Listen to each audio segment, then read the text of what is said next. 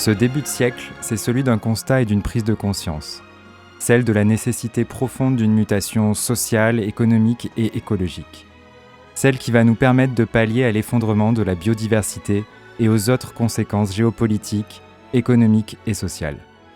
Boris Labbé, dans La Chute, nous l'a décrit de manière allégorique, en évoquant une chute mythologique, donnant naissance à l'enfer et au cercle du paradis, et n'ayant de cesse de bouleverser le monde.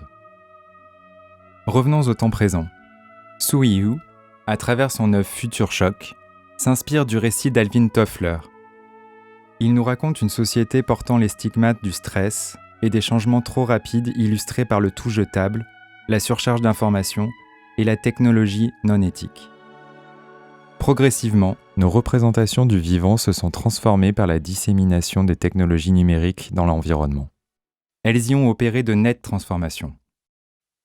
À l'image des jardins cybernétiques de Donatien Aubert, on y ressent le bouleversement des relations causées par la modernité technoscientifique entre l'espèce humaine, les autres formes de vie et les milieux dans lesquels elle s'insère. Le présent semble bien incertain et chaotique. Sylvia, de Stéphane Perrault, nous plonge dans un récit d'anticipation du vivant, pour voir éclore un nouvel imaginaire où s'entremêlent les mythes de la fin des temps et les théories d'anticipation. Et c'est peut-être de cela dont il s'agit finalement. Nous sommes face à un constat qui semble sans appel, une fin du monde en cours, et peut-être même déjà passée. Alors, autant penser l'après maintenant. Que voulons-nous faire pousser sur les ruines ? Pousser. Le verbe est important. On est dans le champ lexical du vivant, de l'ensemble du vivant. Et si l'Anthropocène nous a appris quelque chose, ce sont que les actions humaines, les progrès humains, impactent l'ensemble de la nature, des animaux et des écosystèmes existants. Mais est-ce que le progrès est forcément synonyme de chaos ? Les solutions se trouvent dans l'existant.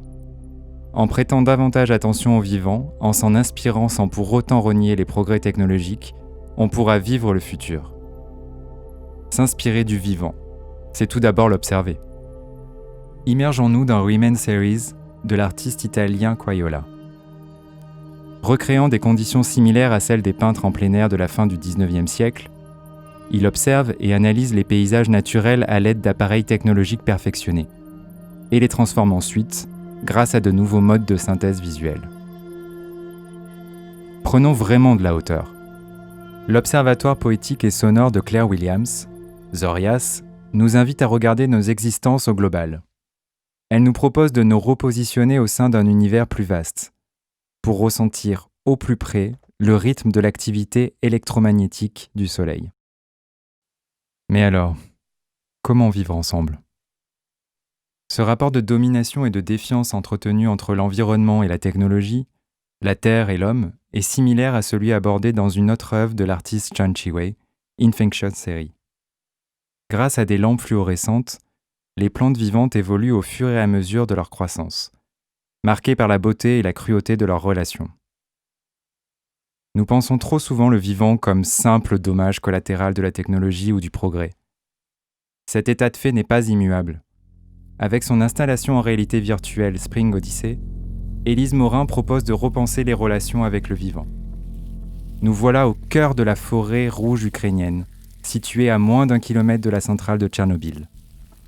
Il ne s'agit pas de nier la catastrophe écologique, loin de là, mais de repenser le monde à partir de tous les organismes vivants qui coexistent aujourd'hui, qu'ils soient mutants ou pas, visibles ou non, sans hiérarchie.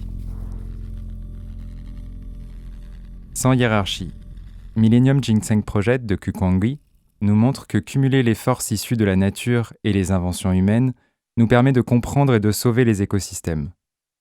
En coopération avec des scientifiques, l'artiste a créé plusieurs nouvelles espèces de ginseng, dont les effets sont bien plus puissants que l'espèce sauvage.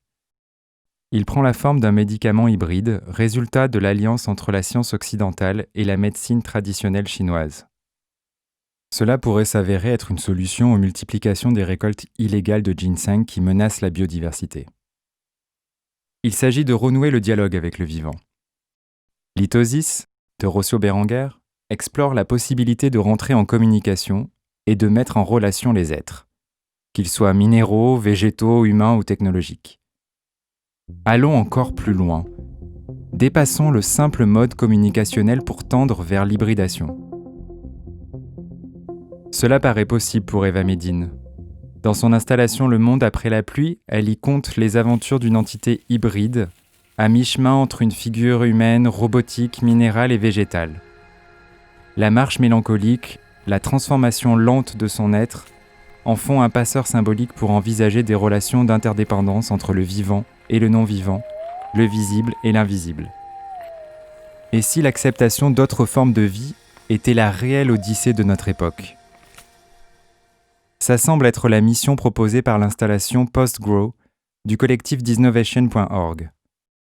Les artistes mettent à disposition une boîte à outils d'orientation éco-politique. Elle s'inscrit dans le contexte des crises actuelles pour construire avec le vivant de nouveaux récits. Commencer à être en action, c'est mieux vivre le monde actuel. Collaborer, dialoguer et s'hybrider avec le vivant. Pour que ce qui pousse sur les ruines ne soit pas identique à ce qui fut auparavant.